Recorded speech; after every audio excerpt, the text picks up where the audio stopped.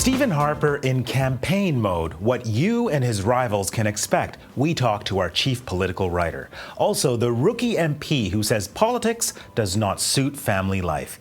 I'm Affan Chowdhry. Welcome to Globe Now. It may not have crossed your mind, but we are in the middle of a federal campaign. Nothing official, of course, because a vote is expected later in 2015. And political parties are putting the pieces in place. This week, Stephen Harper did exactly that with a campaign-style event in Ottawa. So, what can we expect to see from the Prime Minister in the coming year? Campbell Clark is going to help us answer that. He's our chief political writer, and we've reached him in Ottawa. Hi, Campbell. Hi. What is the single most important thing Canadians should expect from the Prime Minister now that he's moved into campaign mode? Well, I think it's going to be emphasizing his leadership and offering tax cuts. That's two things, but they kind of work hand in hand because he's trying to tell people, I'm the Prime Minister, I'm the one with the gravitas, and where this will affect you is in handling the economy. I mean, how is that Stephen Harper different from the politician Canadians have seen in the past? It's not really that different. I mean, he's used the same message before in two previous elections, in 2008 and 2011. But now he's facing two opponents, both rookie leaders. One of them, the front runner, is pretty inexperienced. And so he's emphasizing leadership to a degree that he hasn't really before. Foreign policy, for example, was one of the things he brought up on Monday. There's been a lot of international crises. People are feeling the world's a little uncertain. So he's emphasizing, I'm the leader there, to imply that the opponents, notably Mr. Trudeau, just don't have that kind of weight. I mean, I saw you tweeting this week about a more casual Stephen Harper. What's going on there? Well, I think that his advisors have decided he needs to be framed in a slightly different way. If you look at Mr. Trudeau, who's actually in the lead, as I said, he's out there talking about, the sort of negativity of Stephen Harper and the cynicism and the electoral tactics. So it looks like Mr. Harper's been told to back off that a bit. He didn't directly attack Mr. Mulcair or Mr. Trudeau in his speech yesterday.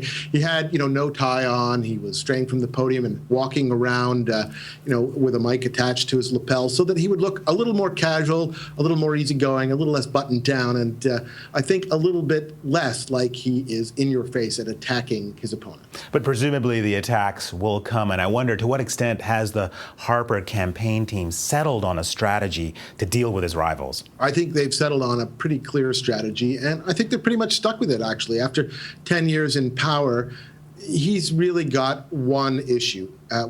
Two issues, really. It's leadership and the economy. But both of them play hand in hand. The economy has proven time and time again to be the thing that people in Canada care the most about, and that's what they're looking to in the future. And what he really benefits from is this idea that he is a strong manager in tough times for the economy, for foreign policy as well, according to the polls. And people, they will, as they are looking for a time for change, also feel a little concerned about, should we really be choosing these untested, untried leaders? That's what he's going for. So the strategy is going to be play up my leadership and then tax cuts, tax cuts, tax cuts. I mean, polls are suggesting that many Canadians are itching for change. Is Stephen Harper acknowledging that sentiment? I think he's acknowledging it implicitly, right? He knows this election is going to be revolving around that issue. The issue in the 2015 election campaign is going to be Stephen Harper. And he's responding to that time for a change thing with the classic stay the course message. You can't afford to pick somebody else. You can't afford to vote for Tom Mulcair or Justin Trudeau, the Liberals or the NDP. Stay with me and you'll be safe. So the Prime Minister will make those arguments, but how could even a strong campaign get tripped up? Well, look, there's a lot of things that could potentially trip up Mr. Harper. First of all, you look at the Mike Duffy scandal, the Senate scandal. Mr. Duffy is going to be going on trial sometime pretty soon. His lawyer is making a first court appearance today, and they'll be setting the timing of a trial. That scandal has been poisonous to Mr. Harper, and just any talk about it, any coverage of a trial before the election campaign would be very dangerous. There's also the economy. Jobs numbers have been pretty soft in Canada, in central Canada, especially in Ontario and Quebec. While the United States has been creating a lot of jobs, in Canada, it's been pretty soft here. So that could really knock his reputation as an economic manager, as an economic leader, which is, as I said, central to what he's trying to do here. And then the third thing just is that time for a change. By the time this election comes next October, it'll be 10 years almost. Harper's been in power. And, there is a race against time to a certain extent for every prime minister that's been in power that long. Okay. Campbell, thank you so much. Thank you. Well, we want to hear from you at this early stage. Who do you favor in the next election? Tweet us at Globe Now. Staying with the next federal election, a lot of MPs are making plans, getting into election mode. But here's the story of one rookie MP who's decided after one term that Parliament is not for him.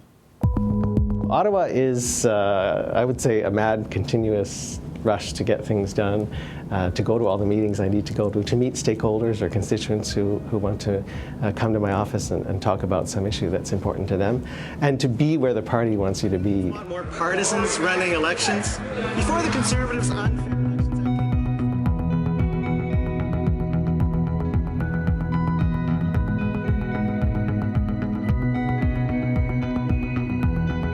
My wife has to take care of the kids by herself for 4 or 5 days in a row.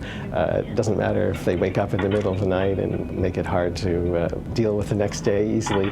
There are a lot of lost opportunities for my kids and for my wife because I'm the member of Parliament, because I'm away so often, that we didn't think a second term was right for the family. 1, 2, 3. Well, for example, my daughter was studying music. I'm the one with a musical background in my family. She was studying music when I started out in this, and we've let it slide. I wish my daughters were a little bit better at speaking Chinese and let that slide a little bit.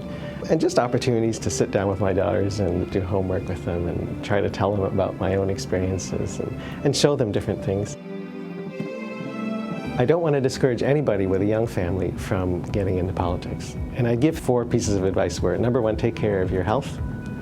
Number 2, take care of your relationship with your spouse or partner. Number 3, take care of your family. And then number 4, do a good job. If you take care of the first 3, you can take care of number 4 and do a good job for the people you represent. I will absolutely miss being a member of Parliament. I really want to be a member of Parliament. And as I said, it's not the right thing for my family. I do hope, though, that when my kids get a little older, that I have the opportunity to return to political life. I'm going to miss it a lot. Well, that's all for today's show. If you've got a moment, hop on to Twitter. What do you think of Ted Chiu's decision to not run again? Tweet us at Globe Now. I'm Affan Chowdhry. Thanks for watching.